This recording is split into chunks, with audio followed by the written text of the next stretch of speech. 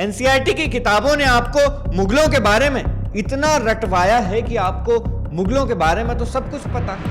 शाहजहां का बाप कौन था, जहांगीर का बाप कौन था, अकबर, बाबर, हुमायूं, औरंगजेब, यहां तक कि अपने भगवान श्री राम की 2 पीढ़ियों के नाम भी नहीं पता होंगे। अरे भगवान श्री राम छोड़िए, आपको अपने परिवार, अपने पिताजी की 4 पीढ़ियों के नाम नहीं पता होंगे, लेकिन मुगलों के बारे में आप सब कुछ जानते हैं।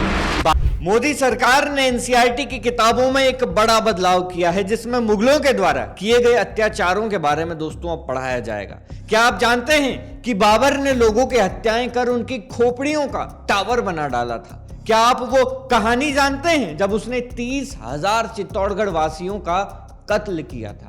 दोस्तों, इस खबर को बताने से पहले मैं थोड़ा अपने मन की भड़ास निकालना चाहता हूं। आप चाहें तो इसे वीडियो की शुरुआत मान लीजिए। नमस्कार, मैं हूं उमेश द्विवेदी और आप देख रहे हैं सरकारी मंथन। दोस्तों, आज हम बात करेंगे एक ऐसे झूठ की जो आपकी नजरों के सामने तो था, लेकिन आप उसे कभी देख नहीं पाए। आज तक आपको ऐसा इतिहास पढ़ाया जाता रहा जो आपको हर बार ये याद दिलाता रहा कि तुम गुलाम थे, तुम गुलाम हो और तुम गुलाम ही रहोगे। जब भी आपने इतिहास में अंग्रेजों के बारे में पढ़ने की कोशिश की तो उनके द्वारा किए गए सुधारों के बारे में आपको किताबों में पढ़ने को मिला, लेकिन उनके नाम के साथ लॉर्ड लगाकर, Lord Dalhousie, Lord Macaulay, Lord Canning. Lord का मतलब समझते हैं आप? लॉर्ड यानी भगवान। यानी आज 2025 में भी अगर आप इतिहास की किताबों को उठाकर पढ़ेंगे, उसमें भी आपको लॉर्ड शब्द जरूर नजर आएगा। और अगर आज मैं इसके खिलाफ कुछ बोलूं तो कुछ अंग्रेजों की गुलामी से ग्रसित मानसिकता वाले लोग मुझे गालियां देने लग जाएंगे। मैं आपसे एक सवाल पूछता हूं, आपने कभी लक्ष्मीबाई के नाम के आगे रानी तो नहीं लगाया? आप जब शिवाजी की बात करते हैं तो आप हमेशा छत्रपति क्यों नहीं लगाते? आप पटेल की बात तो करते हो, लेकिन उसके नाम के साथ सरदार क्यों नहीं लगाते? क्यों?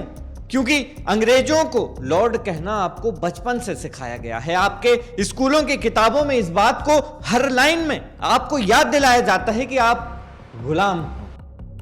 दोस्तों, अब बात करते हैं मुगलों की। एनसीईआरटी की किताबों ने आपको मुगलों के बारे में इतना रटवाया है कि आपको मुगलों के बारे में तो सब कुछ पता है। शाहजहां का बाप कौन था, जहांगीर का बाप कौन था, अकबर, बाबर, हुमायूं, औरंगजेब, ये सब आपके खून में घुस चुके हैं। माफ कीजिएगा, इनको आपके खून में घुसाया गया है। अरे हैरानी तो तब होती है जब पीसीएस और आईएएस के एग्जाम में यह पूछा जाता है कि जहांगीर के दरबार में जो चित्रकार पशु पक्षियों के चित्र बनाता था उसका क्या नाम है? अब बताइए, क्या मतलब है इसका?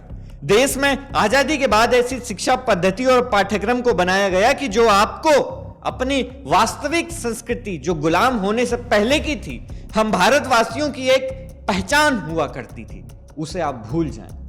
आज अगर आपसे प्रभु श्री राम, जिनकी आप रोज पूजा करते हैं, उनके 3 पीढ़ियों के नाम पूछे जाएं तो आप नहीं बता पाएंगे। दुर्भाग्य है इस देश का कि कहने को तो हर साल आजादी की वर्षगांठ मनाई जाती है, लेकिन वास्तविकता में हम आज भी मानसिक रूप से गुलामी की जंजीरों में जकड़े हुए हैं। चलिए आपको बताते हैं कि खबर क्या है। दोस्तों, एनसीईआरटी की नई किताब में अब मुगलों की असली तस्वीर दिखाई जाने वाली है। क्रूरता, नरसंहार और धार्मिक उत्पीड़न के साथ साथ मंदिर विध्वंस जो मुगलों ने किया था उसके बारे में भी बताया जाएगा। अब बाबर के खोपड़ियों के टावर और अकबर के 30,000 चित्तौड़गढ़ वासियों के कत्लेआम का सच अब हमारी नई पीढ़ी के सामने रखा जाएगा। दोस्तों, सत्र 2025-26 से क्लास 8 की पॉलिटिकल साइंस की किताब में बड़ा बदलाव किया गया है। बुक का पहला chapter exploring society India and beyond है। 2025-26 वर्ष के लिए इसकी शुरुआत की गई है। इसमें मुगल शासकों को बुद्धिजीवी और कला प्रेमी बताया गया है। हालांकि ये तो पहले से चला आ रहा है कि मुगलों की बड़ी तारीफ हमारी किताबों में की जाती है, लेकिन इस बार यह बदलाव किया गया है कि उनकी क्रूरता और लूटपाट जैसे काले सच को भी उजागर किया जाएगा। दोस्तों, इतिहास अब साफ सुथरे फिक्शन की तरह नहीं पढ़ा जाएगा। अब किताबें बताएंगी अकबर महान की कहानी के पीछे 30,000 निर्दोष चित्तौड़गढ़ वासियों की लाशें थी। बाबर नई पाठ्य पुस्तक के दूसरे अध्याय रीसेपिंग इंडियाज पॉलिटिकल मैप में बाबर को एक और कविता, वास्तुकला और प्रकृति प्रेमी के रूप में बताया गया है, तो वहीं दूसरी ओर अब उसमें यह भी जोड़ दिया गया है कि वो कितना क्रूर और शहरों को लूटने वाला, महिलाओं और बच्चों को गुलाम बनाने वाला और लोगों को मारकर उनकी खोपड़ियों के टावर बनाने वाला दरिंदा था। ये सब बातें कोई अपने मन से नहीं कह रहा है, ये सब बातें बाबर ने खुद अपनी आत्मकथा में लिखी हैं, लेकिन आज तक आपको इनके बारे में नहीं पढ़ाया गया। और अगर आप सोचते हैं कि औरंगजेब की कहानी सिर्फ जजिया कर तक सीमित थी, तो सुनिए, नई किताब के मुताबिक औरंगजेब ने बनारस, मथुरा और सोमनाथ जैसे मंदिरों को गिराने का आदेश दिया था। सिर्फ हिंदू मंदिर ही नहीं, सिख गुरुद्वारे, जैन तीर्थ और पारसी मंदिर भी उसके निशाने पर थे। दोस्तों, किताब साफ लिखती है कि औरंगजेब की धार्मिक असहिष्णुता ने भारत के विविधतापूर्ण समाज को तोड़ने का काम किया। यानी कि यह कहा जा सकता है कि देश के असल इतिहास को लिखने की अब शुरुआत हो चुकी है। आपको अब वो सब बताया जाएगा जो आप नहीं जानते थे। लेकिन सवाल यह है कि इतिहास को इतने सालों तक सफेद चादर में क्यों लपेटा गया? क्यों मुगलों की कला, संगीत और प्रशासन तो पढ़ाया गया, लेकिन उनके द्वारा किया गया नरसंहार, गुलामी और मंदिर विध्वंस की बातें छुपा दी गई?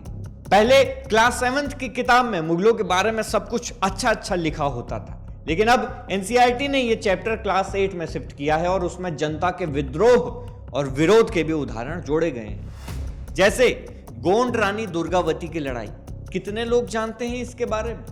मेवाड़ के राणा प्रताप का संघर्ष, कितने लोग जानते हैं?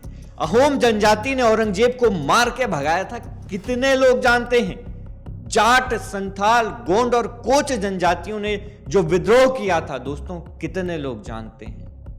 अब किताबों में सिर्फ ताजमहल नहीं पढ़ाया जाएगा, अब बच्चों को यह भी बताया जाएगा कि उस ताजमहल को बनाने के पीछे कितना कत्लेआम किया गया था। आज आप उस ताजमहल नाम की कब्र को भारत की पहचान बताते हैं। अरे आपके पैर कांपने चाहिए उस ताजमहल के फर्श पर घूमते हुए यह सोचकर कि उसे बनाने में कितने हिंदुस्तानियों को मौत के घाट उतार दिया गया था। उस दौर में कितनी आंखों में आंसू, कितने मंदिरों की राख और कितने खून के छींटे छिपे हुए थे। आप इस बात का अंदाजा इसी बात से लगा सकते हैं कि आपको मुगलों की बाबर से बहादुर शाह जफर तक की सारी पीढ़ियों के नाम तो याद होंगे, लेकिन शिवाजी, महाराणा प्रताप, यहां तक कि अपने भगवान श्री राम की 2 पीढ़ियों के नाम भी नहीं पता होंगे। अरे भगवान श्री राम छोड़िए, आपको अपने परिवार, अपने पिताजी की 4 पीढ़ियों के नाम नहीं पता होंगे, लेकिन मुगलों के बारे में आप सब कुछ जानते हैं, बाबर से लेकर बहादुर शाह जफर तक। लानत, गुलामी की मानसिकता इस कदर हम पर हावी है कि आज संस्कृत, जो कि भारत की सभी भाषाओं की जननी है, उसे लोग नहीं जानते, लेकिन बच्चे के पैदा होते ही उसे अंग्रेजी में बात करना सिखाने लगते हैं। मैकाले की शिक्षा नीति का असर इतना गहरा है कि आज भी हम लोग पढ़ाई करते हैं तो सिर्फ नौकरी के लिए, और यही थी मैकाले की शिक्षा नीति। दोस्तों, विडंबना है इस देश की कि आजादी के इतने साल होने के बावजूद हम उसी गुलामी की जंजीरों में जकड़े हुए हैं। हम हर साल स्वतंत्रता दिवस तो मनाते हैं, लेकिन आज भी हम पश्चिमी देशों को कॉपी करते हैं, उनकी नकल उतारने में लगे हुए हैं। अरे भारतीय शिक्षा की अगर बात करें तो ऐसा कोई मुद्दा नहीं दोस्तों जिस पर भारतीयों ने पुस्तक ना लिखी हो, ग्रंथ ना लिखे हो। मेडिकल में चाहे वो आयुर्वेद हो, अंतरिक्ष में चाहे वो खगोल शास्त्र हो, पर्सनल रिश्तों में चाहे वो कामसूत्र हो, ऐसा कोई क्षेत्र नहीं जिस पर भारतीयों को विद्वता हासिल नहीं थी। दोस्तों, खत्म करते हैं इस वीडियो को। मुझे यकीन है कि आपको ये वीडियो जरूर पसंद आई होगी। अगर आप ऐसी ही और वीडियो देखना चाहते हैं तो हमारे चैनल सरकारी मंथन को जरूर सब्सक्राइब करें। मैं हूं उमेश द्विवेदी और आप देखते रहिए सरकारी मंथन। नमस्कार।